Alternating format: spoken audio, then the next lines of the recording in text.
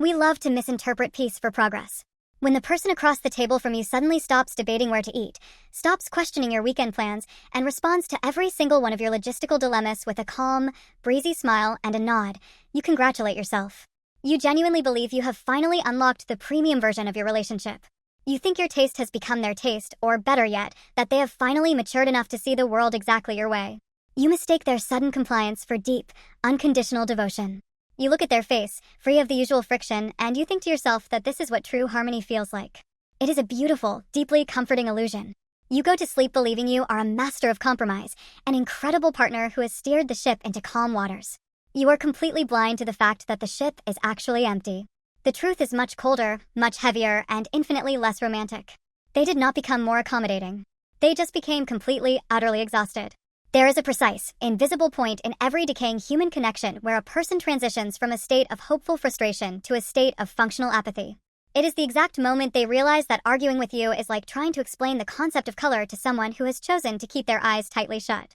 They look at the massive amount of emotional currency required to explain their perspective.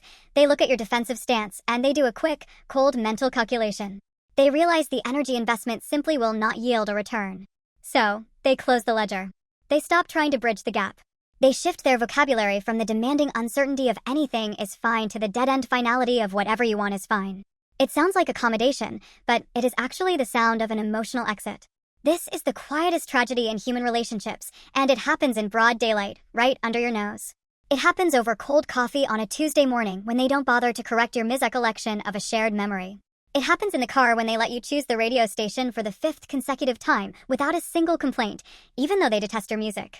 You mistake their silence for a shared appreciation of the melody, but they're actually just listening to the internal countdown of their own patience. When a person is still invested, they fight. They make noise. They create friction because they still believe the relationship is a living structure worth renovating. They throw tantrums, they state their preferences loudly, and they push back against your ego because they want you to see them. They want to be an active stakeholder in the shared reality you are supposed to be building together. Friction is not the enemy of a relationship. Friction is the heat generated by two active components working to stay aligned. But when that friction suddenly drops to absolute zero, you shouldn't celebrate. You should be absolutely terrified. A zero-friction environment means the gears are no longer touching at all. They have pulled their emotional gears completely out of the machine. They are now just observing you from a safe, detached distance. They watch you make your decisions, they watch you dictate the terms of your shared existence, and they simply nod along because nodding takes exactly 1 second and 0 explanations. It is the ultimate survival mechanism for a mind that has given up on being understood by you. They give you exactly what you want, not because they want you to have it, but because giving you what you want is the fastest way to get you to stop talking. Take a good, hard look at the people in your life who have suddenly become incredibly easy to manage.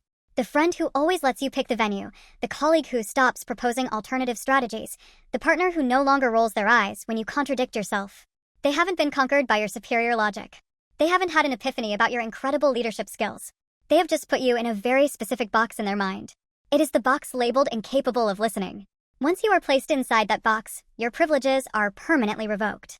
You no longer get to see their raw thoughts, their genuine frustrations, or their authentic desires. You only get the polished, automated customer service version of their personality. They smile, they agree, they validate your opinions, and they leave you completely alone in your self-absorbed victory. You think you are winning every argument, but you're actually just winning an empty room. You walk around your life proud of your ability to command consensus, completely unaware that the consensus you have secured is entirely artificial. It is a ghost town built out of their fatigue. Every time you cut them off, every time you invalidate their minor grievances, and every time you twist their words to suit your own narrative, you add another brick to the wall they are building between you. They don't scream at you while building this wall. They don't hand you a blueprint. They just quietly lay the bricks while you are busy talking about yourself. By the time you realize the wall is there, it will already be 10 feet high, solid concrete, and topped with barbed wire. And the worst part is, you will have absolutely no idea how it got there because they were smiling the entire time. We live in a culture that romanticizes easy relationships, praise compliance, and mistakes submission for peace.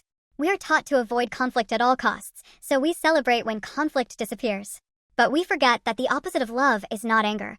The opposite of love is total indifference. Anger means there is still something left to burn. Indifference is just ash. When someone stops trying to fix the cracks, it means they've already packed their bags and are just waiting for the lease to expire. They are physically present, sitting right across from you, eating the food you chose, watching the movie you selected, but psychologically, They have already crossed the border into a life that does not involve you. They are just coasting on inertia, letting you drive the car wherever you want because they plan on getting out at the very next stop anyway. You will eventually wake up from this delusion, and when you do, the realization will hit you like a physical blow to the chest. You will look at this perfectly agreeable, entirely cooperative person, and you will suddenly see the terrifying vacuum beneath their smile. You will realize that you haven't built a beautiful, harmonious connection based on mutual understanding. You have simply created a dictatorship of one, where your partner has chosen total emotional abdication over the exhausting chore of dealing with your fragility. You will realize that their complete lack of demands was never an act of love. It was the ultimate act of resignation. They looked at the future with you, decided it wasn't worth the breath it would take to shape it, and quietly chose to save their energy for a life where their voice actually matters. Your ego won every single argument. Your reality lost the only person who cared.